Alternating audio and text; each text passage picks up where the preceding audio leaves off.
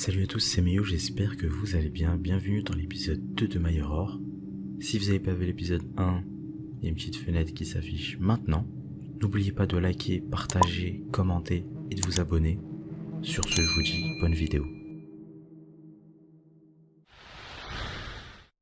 Aujourd'hui, je vais raconter l'histoire de Steve. Il y a environ 2 ans, Steve a finalement emménagé dans une toute nouvelle maison en Australie. Steve a eu la chance d'avoir la construction de sa maison achevée en premier et était ravi d'enfin obtenir son indépendance.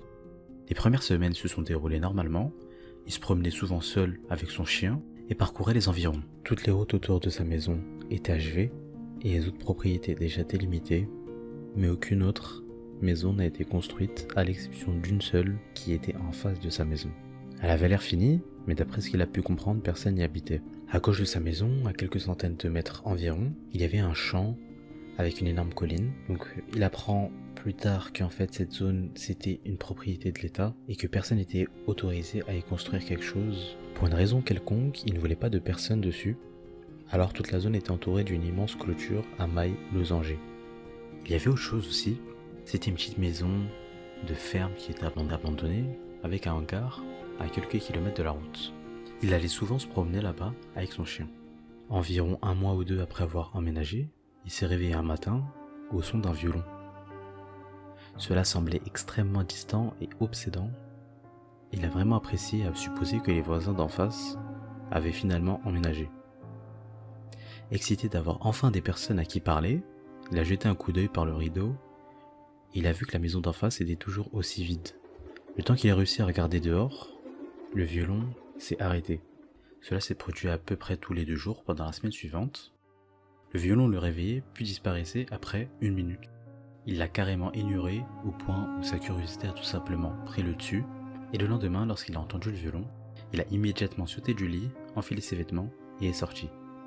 Il a parcouru les environs tôt le matin et là, sur la colline, il y avait une silhouette qui jouait du violon. Il faisait à peine clair, mais la personne avait l'air très grande et pendant qu'elle jouait, elle faisait une sorte de valse, tournant lentement en cercle pendant qu'elle jouait. Il quitta la personne des yeux et s'est approché pour ramasser le journal du matin. Et dans les 10 secondes qui se sont passées, le violon s'arrêta. Quand il leva les yeux, la silhouette ne jouait plus ou ne dansait plus, mais était immobile et regardait dans sa direction. Il faisait si noir qu'il ne pouvait pas le distinguer, et il est resté quelques secondes sans bouger avant que la chair de poule ne prenne le dessus et qu'il rentre à l'intérieur. Après ce qui s'est passé, les choses ont commencé à s'accélérer. Au cours de ses promenades, il a commencé à remarquer des empreintes de pas autour de sa maison. Il ne s'est jamais réveillé à cause du violon, mais il pouvait parfois entendre quelqu'un marcher dans la rue à côté de la fenêtre, mais il n'a jamais rien vu. Il pouvait aussi voir de temps en temps des outils aléatoires, comme des pelles et des râteaux, posés autour de la zone. Pour lui, ils ont été laissés là par des ouvriers qui travaillaient dans le secteur. Cependant, quelque chose était très étrange, car Steve n'avait jamais vu d'ouvriers qui traînaient dans la zone. Sauf que le malaise ne s'arrêtait pas là. À certains moments de la journée, Steve recevait des appels, et quand il décrochait, personne au bout du fil. Avec tous ces événements, Steve était un peu secoué. Il a donc décidé de ne plus s'aventurer du côté de la ferme abandonnée, car un sentiment de gêne le parcourait en repensant au violoniste qui devait certainement y habiter. Une nuit, avant de se rendre au lit, il éteint sa télé et entend de nouveau le faible son du violon qui joue encore, mais cela semble plus étouffé et répété. Il se fige et un froid glacial le parcourt instantanément. Il est environ minuit et ce n'est pas l'heure habituelle où Steve entend le violoniste jouer. Il se rend vers la fenêtre de devant et jette un coup d'œil pour voir si quelque chose se passe. Et là, il voit de la lumière dans la maison d'en face. Il croit apercevoir une bougie, car il peut voir la faible lumière dans la fenêtre vide, et la musique semble provenir d'un vieux tourne-disque. Pendant les 10 minutes où il regarde la maison, aucun mouvement. Steve s'éloigne de la fenêtre paniqué. Quelques minutes plus tard, il entend la musique s'arrêter brusquement. Il jette à nouveau un coup d'œil et remarque que la lumière est maintenant éteinte. Il n'y a personne. Au cours de cette période, il invite souvent des amis à la maison, jusqu'à tard pour se rassurer. Mais rien ne se passe quand quelqu'un d'autre est avec lui. Évidemment, il n'a jamais pris la peine de le dire à ses amis, car sans preuve, il pensait qu'il allait le prendre pour un fou. La fenêtre de son bureau donne sur la clôture en acier qui entoure sa propriété.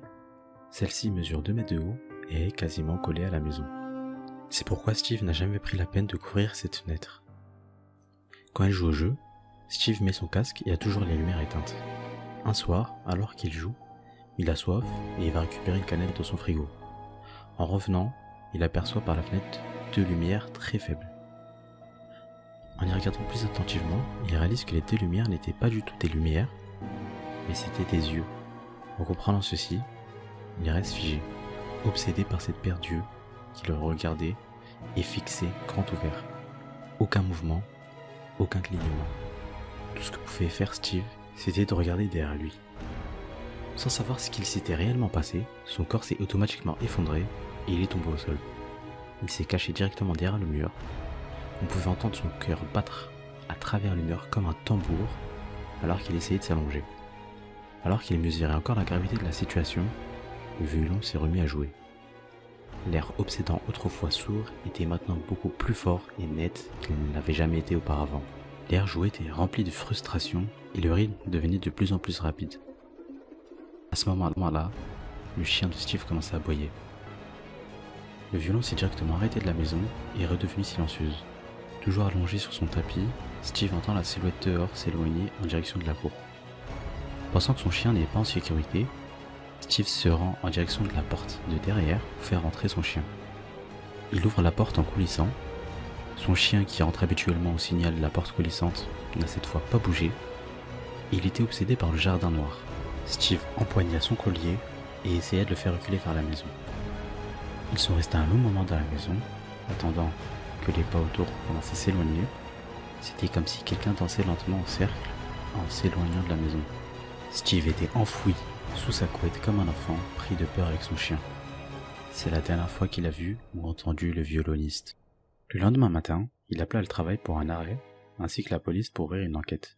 Ils ont fouillé le terrain à côté et ont trouvé des empreintes de pattes dans la terre, mais il y en a tellement qu'il était impossible de dire à qui ils appartenaient.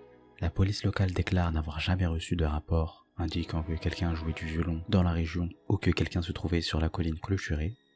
Ils ont décidé de classer l'affaire disant que l'événement était isolé, rien de semblable ne s'est passé depuis. Au cours de l'année, les gens ont commencé à emménager et Steve leur a raconté toute l'histoire. Certains habitants l'utilisent encore pour avertir leurs enfants, le surnommant le Violin Hill.